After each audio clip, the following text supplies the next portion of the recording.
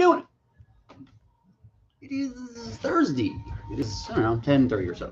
Got some people this morning. Rocking and rolling today. I'm super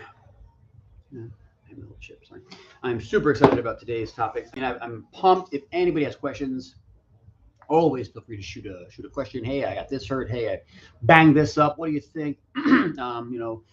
I figure I got this time. I spend it sipping the coffee, reading the news, looking at things for the day, and so I figure if I can be helpful during that time, even better. But for this, I wanted to discuss this term we coined a bunch of years ago, PT Mill. It's interesting. We've been doing this since 2009 now. Some years before that, I mean, of course, I had a career before PT school where I was working in just health and wellness and fitness, and so seeing a lot of how the fields intermixed, how trainers worked, how coaches worked, how therapists worked, how physicians worked. And the shortest story was that during my time in school, I figured, you know what, why is it that with greater education and greater debt, frankly, that as I would continue my career, I'd actually get less and less time with folks. I mean, I was seeing people an hour at a time just to be in shape and get well and look good naked and all that fun stuff. But, those people were spending an hour with me. I was able to develop a lot of amazing relationships with those folks.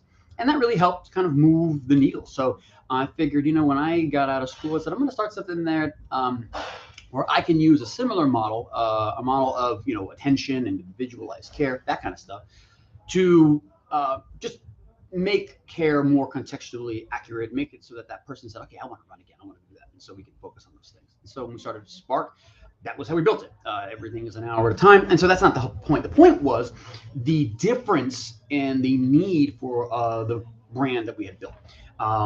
Much of the physical therapy field is stuck in kind of a third-party payer thing. I get it. I understand. We'll probably never get out of that thing in this country. It doesn't mean, though, that is the only option. And not only that, but if you must be seen at a place that we might characterize as a mill, and we'll go into that, you can make demands. You can ask for better treatment. It's not something that we typically do. We've grown up to trust anyone with this doctor title. It's funny, nobody calls me doctor except my mom. Sorry. I've said that line for so many years. I've never said it since she passed. So, all right, I love you. Shit, where was I? Okay, so if you're in a mill, let's try this. Let's start. If you are in a mill, what might you recognize? Well, mills are characterized by a lot of volume. Mills are typically characterized by a very interesting mix of professional staff, like let's say physical therapists and maybe even PT aides, to techs and folks who are it's called unskilled or less skilled or near skilled. Usually, physical therapists bounce around from they'll do an eval, they might see someone here or there for some manual treatments, and hopefully get involved in some of the exercise and hardening components of a person's plan of care. That's the best case scenario. I might consider that person kind of a glorified crossing guard. Given 4 clients to handle for an hour, you have to make professional decisions on where can I best spend my mental energy, my hands, where am I needed most? Because that's just frankly a decision you have to make. Here are 4 people, you need to treat them in an hour or half hour. I don't know. Some clinics are much more aggressive. And it's hard to spread a high amount of quality across that landscape. That should make basic sense to everyone. So let's say you're stuck there. Let's say that is the treatment you are getting. You got your eval, maybe you spent 20 minutes with your therapist, you got to know their name, you knew that they would be developing some plan, and then you'd come in and either follow them around for a little while or a tech or an aide. Now, you could say, look, I kind of need more individualized care. You might say to a therapist or a therapist practice manager or clinic director, okay, I understand that, I have to be seen by that tech, but can I have some more time with the therapist? If everyone did this, we might actually change how things happen in our field. No one is doing this. No one is questioning this method. What you may not realize is that in PT mills, behind the scenes, your care is actually being dictated by these insurance companies. Now, we as therapists and clinic directors and clinic owners, who are usually physical therapists, always want to help as much as we can. So what happens then? All right, so we go, if I bill an insurance company $100 for service and they only give me 20, what's the process to get a higher rate of reimbursement back? Well, I might say my services are $200 and they might send me 40 then. Maybe, I don't know. Well, these are the conversations that go back and forth on phone calls and fax machines that we still actually use, and emails that entire staffs have to be involved and have to be paid to secure reimbursement.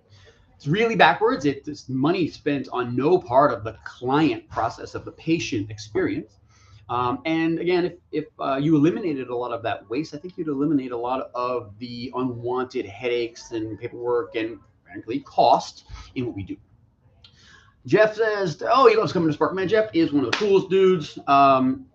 Such a hard worker. And that's actually one of the things, when you're not in a mill, what does that look like? This is a perfect segue. What does it look like to be in a place where you might see patient-centered care? Spark Physiotherapy is not the only place in the world that does this. It's not the only place in Virginia that does this. It is the biggest, it is the most widely scaled and fully cash version of physical therapy in the country. There's not a bigger space. There's not more people who work purely on this side of the value spectrum than in this clinic. I'm very proud to say that. You got a bigger clinic, paying more people, having more equipment, doing everything cash? Tell me. I want to know that I'm second or third or fifth. I don't want to be the big thing. It's silly that this is the only place near here where you can get the care that is individualized and about what you want to do. So please tell me if you got a bigger clinic. I would love to go visit it. I want to see what you have done. I want more of our colleagues to do the same, to just treat people the way they should. So if you're not in a mill, what you're going to see is a lot of one-on-one attention. You're going to see people, watching other people move. You're going to see people with hands on. You're going to see people doing patient education. You're going to see people explaining a lot of things. A lot of hand-holding. It's because every interaction can move the needle on the patient experience. We call it stacking little wins. Many people come here after having been to a physical therapy mill, maybe many mills, and are kind of like, I don't think physical therapy works. It's like, well, what I would contend is you went to a place that bills health insurance companies for physical therapy care. I don't know if you got physical therapy while you were there. Did anyone touch you? Did anyone ask you a bunch of questions? Did the evaluation that I just did that took an hour feel or look like the evaluation you got anywhere else? Well, if the answer is no, then I don't know if you got PT. You got billed for PT, that's for sure. And so that's another thing. You're going to see a lot of time in evaluation. I mean, we spend a lot of time in evaluation. I think my subjective eval, like just the conversation, is almost never less than 20, 25 minutes. That's sometimes the maximum amount of time physical therapists get for a whole evaluation at a PT mill. So how are you going to get the whole story if you can't even hear the whole story? So that's the first thing. Is another eval. Evals are very, very comprehensive. We have other services here that people do and move around, but you're going to see just motivated people. And that was what sort of reminded me about this bit of it. When you come to a non-mill, the motivation that you are surrounded by is infectious. Everyone wants to do better. It's a joke here. We don't let you stay the same. It's not an option. If you have walked through the door, you're ready to rock. Okay, and we are ready for you. So we're going to bring the energy, and that's another thing you're going to see not at a PT mill. You're going to see here is therapists smiling, therapists laughing, fun environment. We got rap music on outside right now. I mean, there's 5 people in there just killing it, sweating their tail off, feeling no pain. There's another thing. People have fear when they've gone through these types of treatment modalities and nothing has gotten better. They go, oh man, I'm really broken. I'm broken forever, huh? And so they come in and say, well, no, PT doesn't work. I did PT many times. I went to Pivot. I went to all these places. It's like, great, awesome. Shout out to Pivot. Good joint. Could be better. Let's hook up. We can get together. I want to teach every therapist to just want to actually do it like this. I used to say, if you pulled a therapist out of any place and they drop them in here, they would all do the same. But unfortunately, that method, that high volume thing gets ingrained. It becomes kind of part of the system. And we as therapists have to not accept that. And you as patients and clients need to say, no, there's better answers. There's more answers from me out there. And if it's just this, spread the word on this. We're going to spend 5 or 6 or 10 or 20 minutes on this kind of stuff. I'm going to do my best to do it often. I will tell you, we have a brand called BJJ Physio. It's a terrific online-only brand for exactly this kind of thing, how to figure out how to get individualized education and knowledge on how to assess and fix some of your own problems. People didn't jump in there. So you know what? I'm going to spend more time here. We love our clients. We love our community. We want to be more involved. This ends today. I got a patient coming in just a few minutes. I think I said everything I need to do on PT Mills. Jeff, man, yeah, we care, bro. We care. It's just fun, and I'm very proud to have built something cool.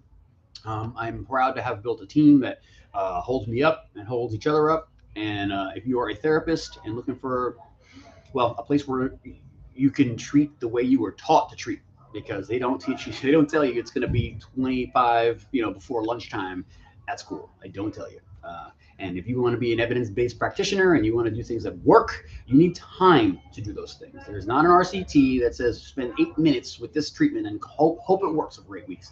It's usually a long, drawn-out process when we're talking about those types of researched interventions. And here you can do that stuff. Here you can do whatever you want. Here we dry needle, we BFR, we manual, we mow, we exercise, all of it. And all of it has to be on the table to develop an individualized plan of care. So let's get to some work today. You guys go kick some ass. Tell your friends about the thing. Tell your friends about us. We'll see you later. Cheers.